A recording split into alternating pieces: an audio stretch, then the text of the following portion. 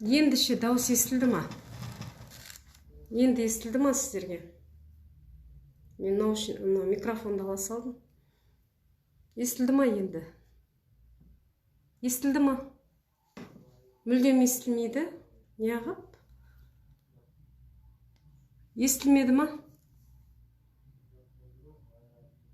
Естілмеді ма? Естілді ма?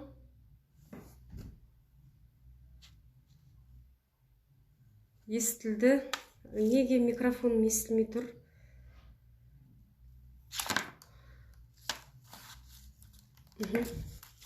Сабағымызды бастайық, Бүгінгі тақырып жалпы энергияға байланысты болады.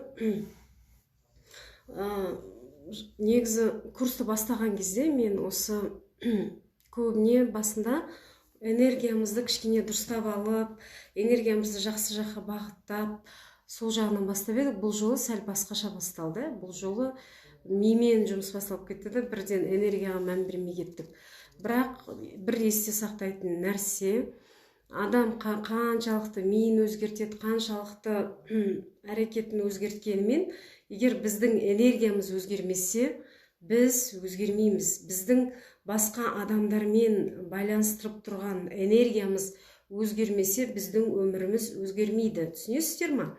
Жер бетіндегі адамдар жалпы біз бір-бірімізбен энергетикалық түрде байланыстамыз.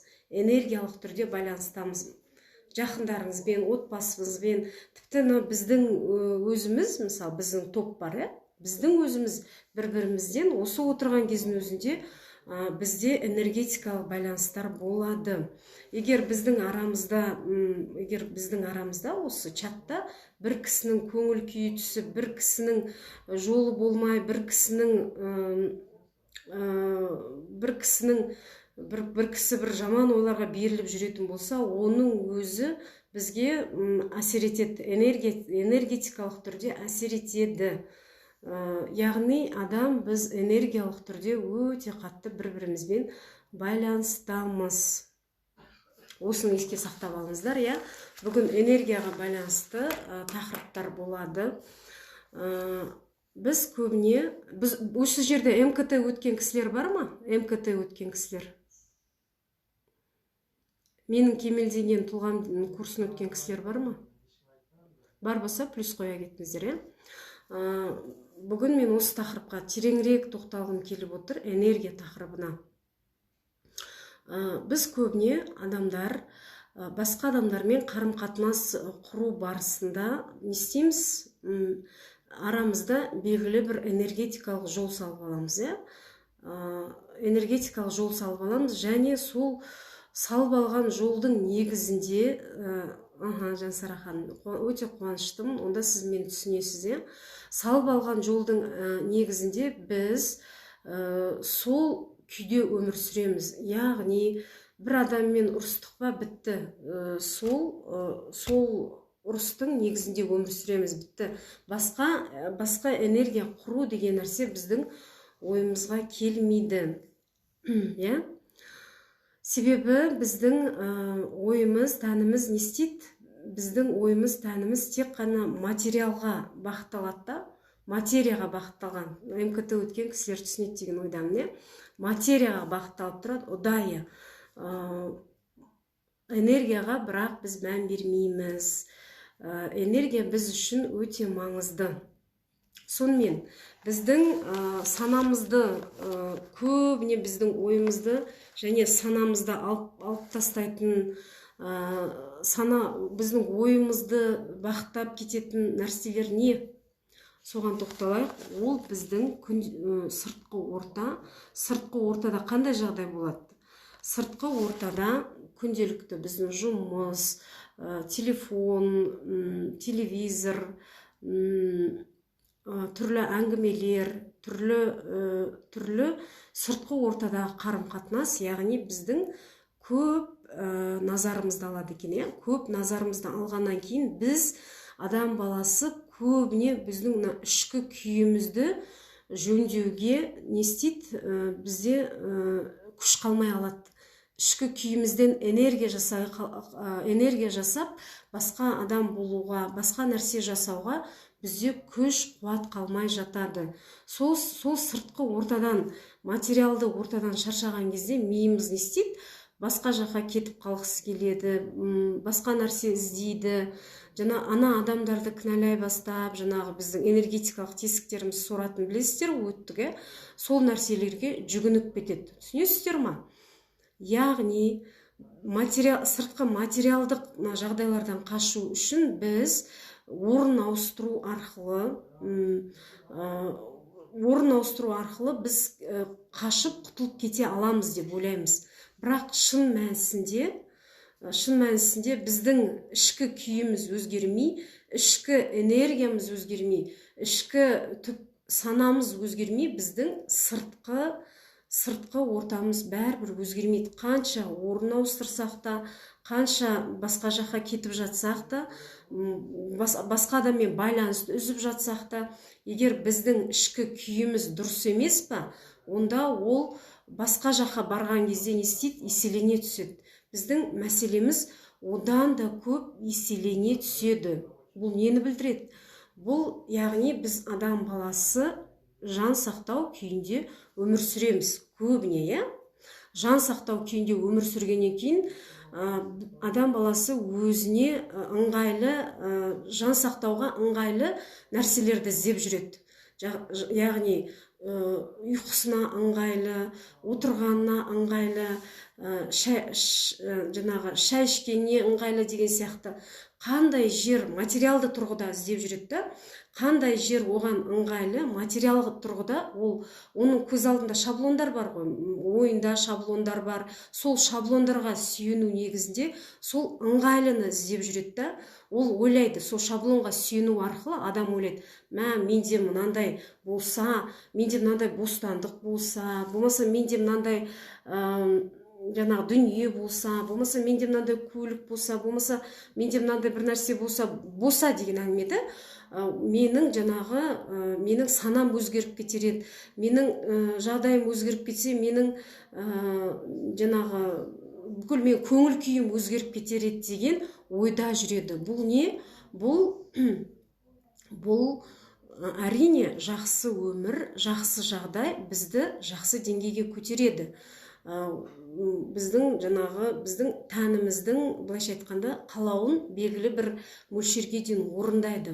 Бірақ егер біздің ішкі күйіміз, біздің ішкі энергетикамыз дұрыс болмаса, ол сізді, сыртыңызды қанша сізге, тәніңізге қанша жағдай жасап қойғанымен, сіз бәрібір сол бақытсыз, сол бұрынғы ойларға берілгіш, көңіл күйіңіз түскіш, сондай адам болып қала бересіз.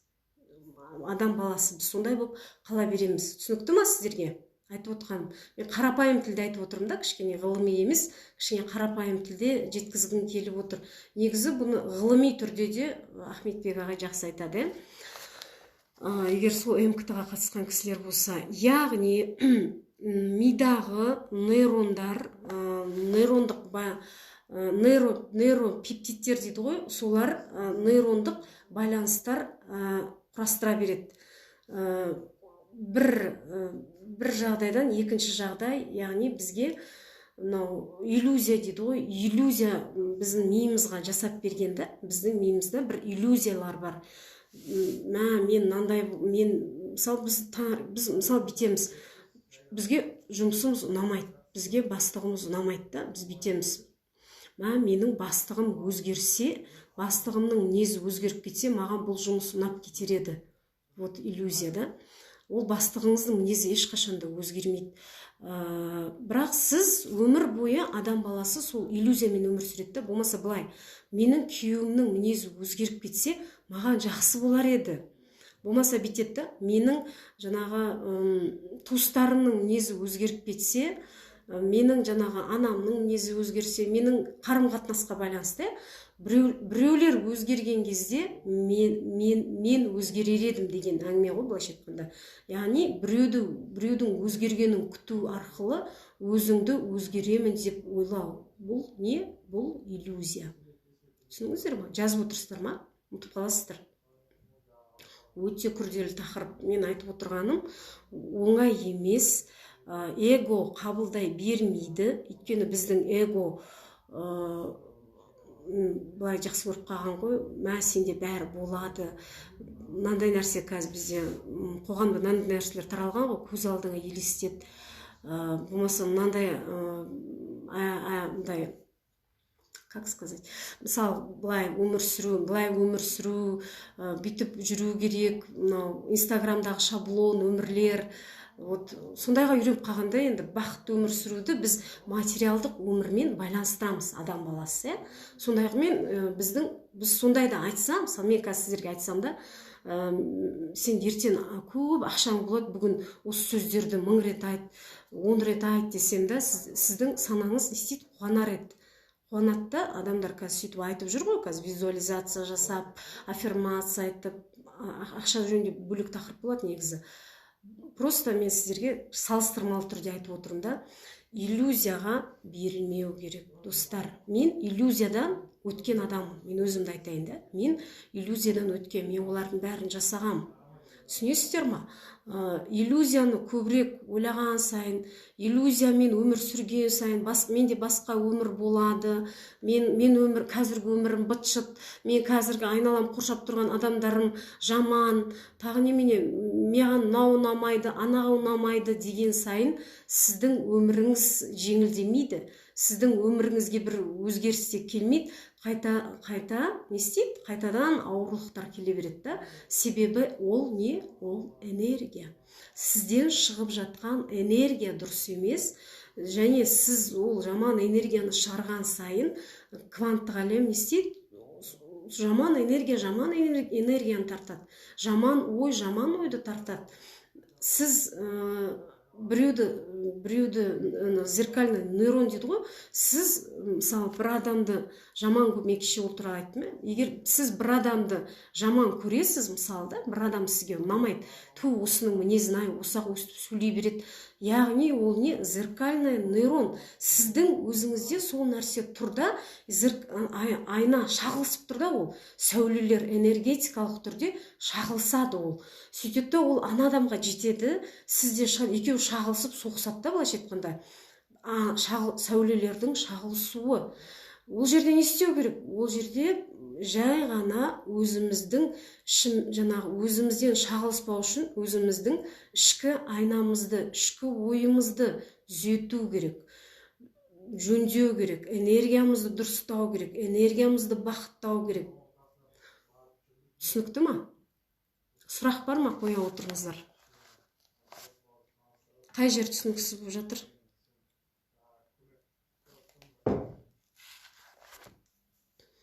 Кеше маған бір келіншек жазады, менің үйімде ыдыстарым мынандай, менің газ плитам мынандай, суретке түсіріп жүріпті. Ол мен бір неғып жазып отқан жоқпын, бір сынайын деп. Мен енді одан да жақсы жағдай менде болмады деген сияқты жазыпты да. Енді мысалға келтіре айта отырайын. Ол жерде былай да,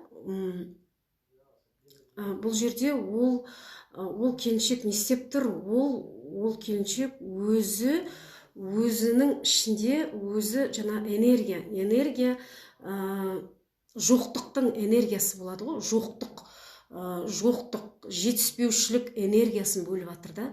Менде жоқ, менде жетіспейді, менде мынау жоқ деген сияқты. Мен ол кісіге былай айттым: сіздің плитаңыз әдемі, сіздің шкафыңыз әдемі, сіздің қазаныңыз әдемі. Ең бастысы сізде бар ғой, қазан бар, сізде плита бар. Сіздің солай жаңағы өзіңіздің семьяңыз бар, отбасы жоқ адамдар қаншама, отбасыңыз бар, сол қазанға тамақ істеп беруге мүмкіндік бар да, мысалы, мүмкіндік бар. Сөйтіп газ плитаның өзі қандай керемет, от жақпайсыз, плитаға істей саласыз, Адам қашан өзіндегі бар нәрсеге қуанып, жақсы көріп, соған жаңа дұрыс энергиясын бөлген кезде не істейді?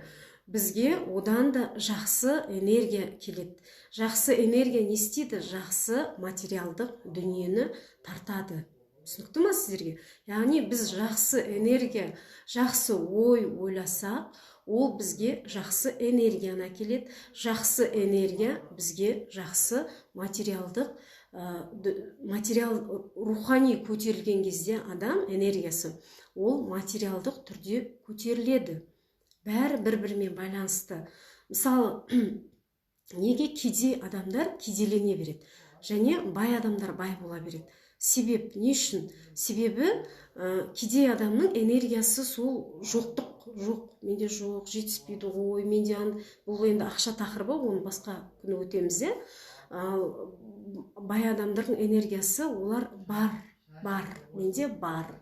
Олар жоқ болса да бар, сознание. Солай ақпарат солай жазылған ғой, энергия ақпараты солай ата тектен беріледі ғой негізі, солай жазылған. Яғни санасы неде изобилие болып тұрады да, одан кейін міндетті түрде ол энергияны тартады. Солай, достар, энергиямен жұмыс жасап үйрену өте маңызды. Енді қанша минут болды? Көп сөйлеп кеткен жоғым ба? Қанша уақыт айтып жібересіздер ма? Ноутбугым қосылмай тұр ғой. Уақыт айтып жіберіңіздерші біреуіңіз,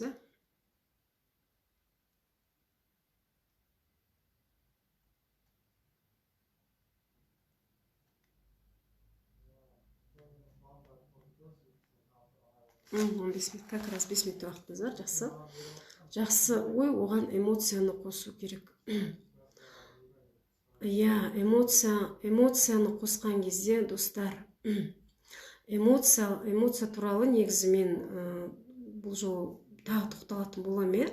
Эмоциялар біздің қорқыныш эмоциясы, ашудың эмоциясы, бұл эмоциялар бізге негізі базалық эмоциялар ғой, бізге керек эмоциялар. Біз шын мәнінде адам баласы эмоциясыз өмір сүре алмаймыз. Мүлде ашуланбау, мүлде кешірімді болып кету, мүлде сабырлы бола салу, ол мүмкін емес нәрсе. Егер бізден эмоцияны алып тастаса, кәдімгідей не болып қаламыз? Біз биоробот болып қаламыз. Эмоция керек. Бұған бөлек тақырып болады, оған әлі тоқталамын. Енді мен кеше не үшін бірінші күннен бастап сіздерге медитация жасауды бердім. Осыған тоқталайық. Медитация жасау осы біздің тәніміз басқарып үйреніп қалған ғой бізді. Ойымыз, тұрып қалған, қатып қалған ойлар, осы қатып қалған шаблондардан шығаруға көмектеседі. Көп адамдар медитация жасай алмаймын, 5 минутта жасай алмаймын, ойым шашырап кетіп кетеді дейді. Ол не үшін? Себебі сіздің санаңызды сіз емес, сіздің тәніңіз басқарып тұр. Сіз қашан тәніңізді санаңызға басқартасыз, сол кезде сіз эмоцияңызды басқарасыз. Сіз эмоцияңызды бақылайсыз, өзіңізді бақылайсыз, бақытты өмір сүресіз, стресске түспейсіз, көңіл күйге түспейсіз, жүрегіңізде тыныштық орнайды. Ал қашан сізді тәніңіз басқарады, сіз не істейсіз? Тәніңіз басқарған кезде тән ол өзінің жаңағы өзіне керегін, өзінің тойымсыз ғой тәннің. Мынаны алғысы келеді, кредитке барады, көлік алады, кредитке барып анау алады, жабыстыра береді ғой тән. Тойымсыз. Сол неге ілесіп кетесіздер да? Тәнге ілесіп кетесіздер. Сондықтан сананы өздеріңізге бағындырып үйрену үшін медитация өте маңызды. Чатта мен байқаймын, ары кетсе 3 адам, 4 адам жасап отыр. Себебі тән бізді басқарып тұр ғой, ұйқыдан тұру қиын. Ұйқыны ойлап жүру, ол тән ұйықтағысы келіп тұрады. Міндетті түрде өз-өзімізді бағындыру өте маңызды. Күнделікті ең құрғанда 5 минут тік отырып жасау, музыка тыңдауды не үшін айттым? Сол кезде ұйықтамайсыздар да, ұйықтап кетпейсіздер. Тігі отырып 5 минут жасаңыздар.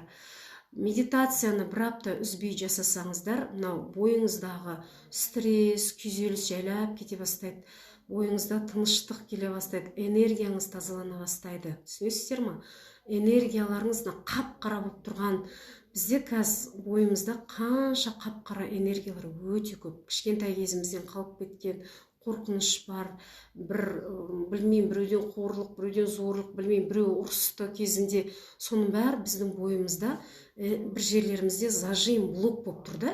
Ол пружина тәріздес блок болып тұр. Соның бәрін кетіретін ол медитация. Және ашу, біз автоматты түрде ашуға кетіп қалатынымыз сол жаңа пружинамыз бүйтіп ашылып кетеді да, сөйтіп біз жаңағыдай кетіп қалып жатамыз. Сондықтан медитация маңызды. Сұрақтарға медитация сау болған күйінде өзіңіз дегенде спортпен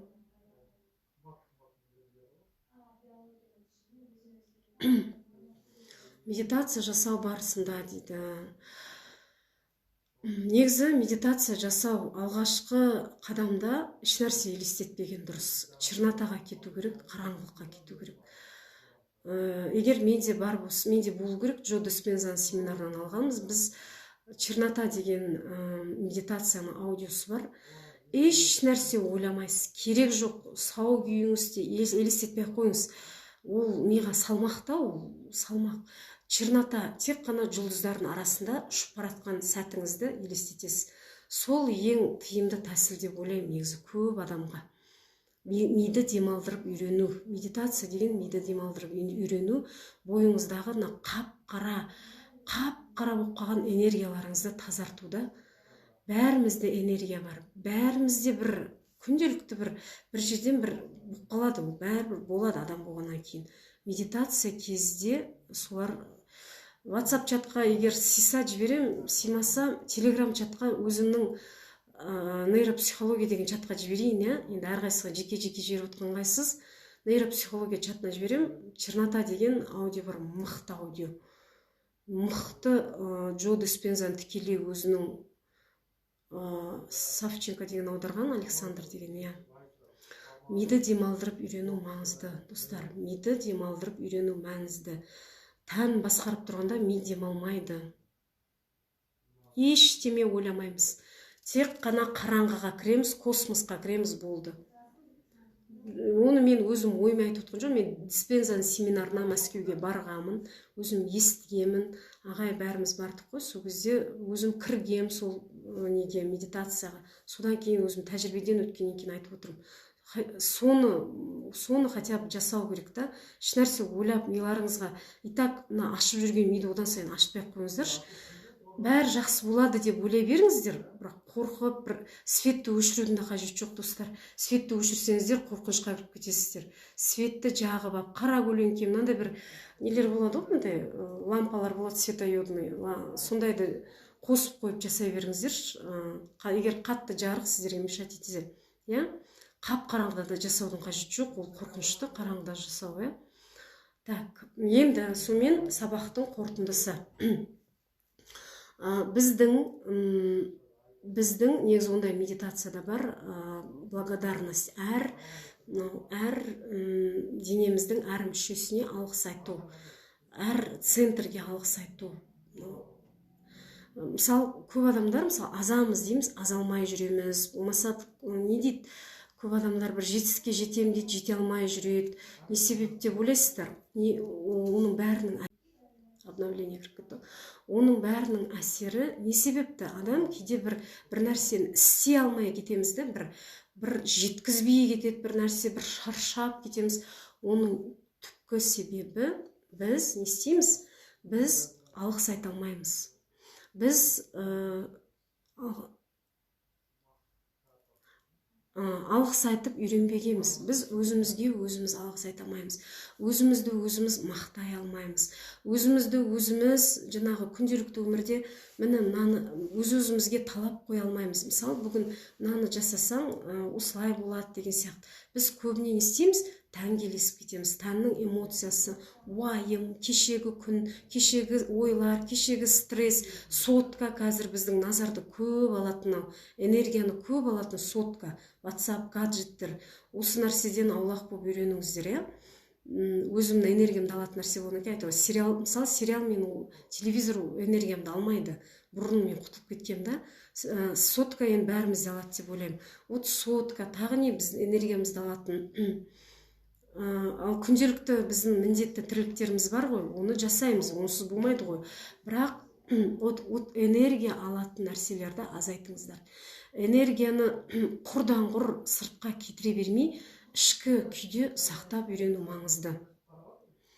Ішкі күйімізде сақтап үйрену маңызды. Ішкі күйіңізде сақтау үшін бізге не көмектеседі? Өзіңе өзің жарайсың деп айту, және әр ісіне алғыс айтып жүру. Онда көбірек естідік, ондайды, алғыс айту дегенді, бірақ біз ұмытып кетеміз. Мен өзім қазір тәжірибе жасап жүргеннен кейін мен енді сіздерге айтып отырмын да, ол действительно рас әсер ететін нәрсе. Журнал успеха деген нәрсе бар. Күнделікті жетістік журналы, күнделікті өзің қанша, кешке қарай мен қанша нәрсе істемедім емес, нан істемедім, кешке қарай біздің миымыз былай ойланып қалған. Шаблон ғой, кішкентай кезден қалыптасқан шаблонмен өсеміз ғой бәріміз. Нан істемедім, анан істемедім, нан ертең істеуім керек, анан үйтпедім, мен бүйтпедім. Өзімізді кінәлап жатамыз, подсознательно түрде. Вот сол нәрсені вообще тиіп тастаңыздар. Керісінше фокусты миды не істедім, қандай істедім бүгін, жарайсың. Өз-өздеріңізге жұлдызша қойып. Мен тіпті мынандай балаларыма солай жасап қойдым. Оларды мынандай плакатқа жасап қойдым. Қараңыздаршы, мотивировать етіп, осылай жұлдызша қойып отыру үшін. Чтоб олар кішкене сезінсін да, система дейді бұны, системалық түрде басқару. Сол кезде сіздер адам өзіне өзі көңілі тола бастайды, энергиясы кетпейді, кінәлауға, өпкелеуге кешегідей. Сіз кішкене миыңыз тынышталып, рахаттанып жатасыз, және міндетті түрде сөйлеу энергияны сақталуына көмектеседі, міндетті түрде. 2 күн сөйлемей жүріңіздерші, энергияңыз масқара көбейеді. Сөйлеу деген энергияны өте көп алады ғой. 2 күн үндемей, артық сөйлемей жүріңіздерші, 2 күн әйел адамдар әсіресе энергияңыз келеді. Мысалы, біз кейбір адамдарға қараймыз, көп сөйлейтін адамдарға да, неге осылар сөйлей береді дейміз да, тән басқарып тұр ғой. Сөйлеген адам сөйлеген үстіне сөйлей береді да, ол жақсы емес ол. Так, сосын міндетті түрде алғыс жазып үйреніңіздер. Мен негізі алдыңғы курстарымда 1-ші күннен жаздыратын ем, 25 алғыс деп айтатым. 20 немесе 25 күнделікті жазып жүрсеңіз, энергияңыздың қалай сіздің толыққаныңызды байқамайсыз. Өздігінен толғат энергияңыз. Көрдіңіздер ме? Алғыс жазу және өзіңнің жетістігіңді жазу. Тұйық болып қалмаймыз ба? Сіз алдымен тәжірибе жасап көріңіз. Қазір тәніңіз сізге айтып жатыр, тұйық болып қалмайсың ба деп. Тәжірибе жасап көріңіз. Ұнамаса жасамайсыз, ұнаса жасайсыз. Тәжірибе жасап көру керек. Бұл просто былай ғой, мен бір баяғыда бөле сіңлім болатын еді. 1 күн сөйлемей қоятын, кейде 1-2 сағат сөйлемей қоятын. Не үшін сөйлемей қояды осы десем, кейіннен түсіндім да, ол энергия жинайды екен. Просто ол өзі білмейді, мен де білмеймін, ешкім білмейді. Кішкентай кезде мінез сондай еді. Сөйтсе ол энергия жинап алады екен ғой, сөйтіп. Солай энергия жинап аласыздар, действительно. Күнде жазу керек па? Жетістікті, күнделікті қанша жетістік жарайсыңды күнделікті жазса жақсы. Өз-өздеріңіздің самооценкаңыз көтеріледі. Өз-өздеріңізді мен мынаны жасадым деп өз-өздеріңізге деген ризашылық сезім пайда болады. Жетістік журнал деп арналасаңыздар, күшті. Болмаса жоспардың қасына белгілеп отыру, әркім әртүрлі. Таңертең тұра салған әркімге әртүрлі. Бұрын мен таңертең деп айтқан, бірақ кешке қарайда жақсы сияқты әсері. Кімге қалай әсерлі? Біреуге кешке, біреуге таңертең, біреуге түсте, білмеймін. Өздеріңіз тәжірибе жасап көріңіздер. Сіздерге қалай ыңғайлы жазыңыздар. Міндетті түрде жазыңыздар. Энергияны тазаламай, тағы да айтамын, достар. энергиямызды мына бар нәрсемізге, жақындарымызға, айналамызға, қоршаған ортаға, жалпы өмір сүріп жатқан мынау жерімізге, елімізге, тұрғылықты мекенімізге, отбасымызға, жанұямызға алғысты айтпай, яғни дұрыс энергия бізден шығармай, бізге дұрыс энергия келмейді. Біздің өміріміз дұрысталмайды. Сондықтан өз-өзімізбен жұмыс жасау маңызды. Жасаңыздар. Бүгінгі сабақ сіздерге түсінікті ма? Түсінікті болса, плюс қоямыз, сұрақтарыңыз болса қойыңыздар, жауап берейін. Кешке жақсы, вот мен де байқадым, кешке жазған жақсы. Кешке жақсы, маған да ұнады кешке жазған. Кешке қарай өзің қандай нәрсе жасадың, жаңағы журнал успеха, соны толтырыңыздар. Қандай бүгін? Тіпті тамақ пісірсең балаларыңа да, соның өзі жетістік. Сен қолыңмен тамақ пісірдің, пісіріп беруге мүмкіндігің болды. Тамақ пісірдің, үй жинадың, керемет, соның өзін жазып қойыңыздар. Міне бүгін үй жинадым. Өз-өздеріңізді самооценканы көтеріңіздерші, жаңа үйде отырған қыз-келіншектер, мен үйде отырмын, бизнес леди болмадым, мен бір кәсіп жасауым керек еді, жасай алмай жүрмін. Сіз ондай түрмен қалай жасайсыз кәсіпті? Сіз алдымен өз-өзіңізге энергияңызды толықтырып, өз-өзіңізге ризашылық сезімі, өзіңіздің фокусыңызды, өзіңіздің өмірге деген құштарлығыңызды арттырмай, ешқандай кәсіпте еш нәрседе болмайды. Дінде шүкірлік еткенді арттырамын. Әрине, дін байланысты ғой бәрі бір-бірімен. Неге ұйықтауға болмайды? Болады ұйықтауға. Ұйықтау бізді тетта жағдайына түсіреді. Бірақ енді 1-2 сағат емес, конечно, 20 минут, жарты сағат жетеді. Негізі жетеді дейді. Таңертең ерте тұратын кісілер. Басқа сұрақ бар ма?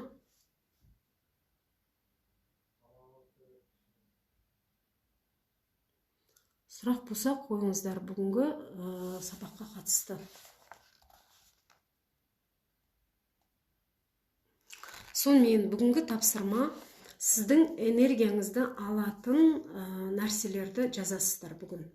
Сіздің көп назарыңызды алатын нәрселер не ол? Энергияңызды құртып жатқан. Күнделікті жұмыс барып келу деген ондай емес. Ол емес, достар. Ол емес, ол жұмыс, ол так барасыз, оны жасайсыз. Ол энергия құртып жатқан жоқ сіздерде. Ол керісінше сіз жұмыс болмаса, біз жануарлық күйге түсіп кетер едік. Жұмыс ол қайта сізді таңертең ерте тұрғызып, сізді қимылдатып, қимыл қозғалысқа түсіру арқылы осындай жағдайда ұстап тұр. Керісінше сіздің энергияңызды құртатын басқа нәрселер бар.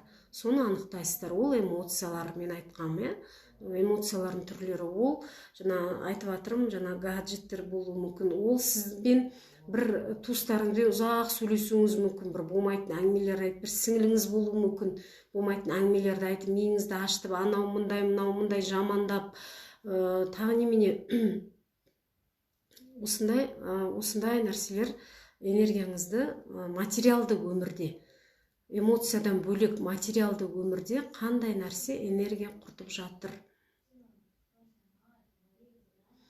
Соны нәрсені анықтаңыздар. Одан кейін алғыс жазып үйреніңіздер. Жетістік журналы, жетістік дәптері дейміз ба, қалай? Сол нәрсені толтырып үйреніңіздер. Иллюзия ой салды. Рахмет. Достар, адам көбіне иллюзиямен өмір сүреді. Біз ойлаймыз, қазір ойлаған ойымыз, мысалы, біз ойлаймыз, мен мына адамнан құтылсам, мен күшті бақытты болып кетемін, болмаса мына жерге кетсем күшті болып кетемін. Шын мәнінде өз-өзіңізден қашқыңыз келіп тұр да. Өзіңіздің ішіңіз лай, өзіңіздің энергияңыз бытысып жатыр, еш нәрсе дұрыс емес, ми шатасып жатыр. Сондықтан өз-өзіңізден қашқыңыз келіп тұр да.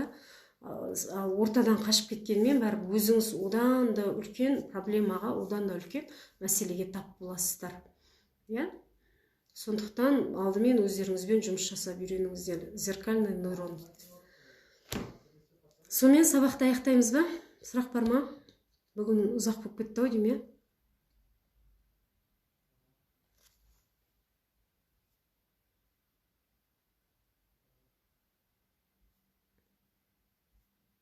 Сабақты аяқтайық. Сау болыңыздар. Сабақ ұнаса смайлик қоя отырыңыздар. Қаншалықты ұнады сабақ? Сабақ ұнады ма, әлде ұнамады ма? Смайлик қоя отырыңыздар.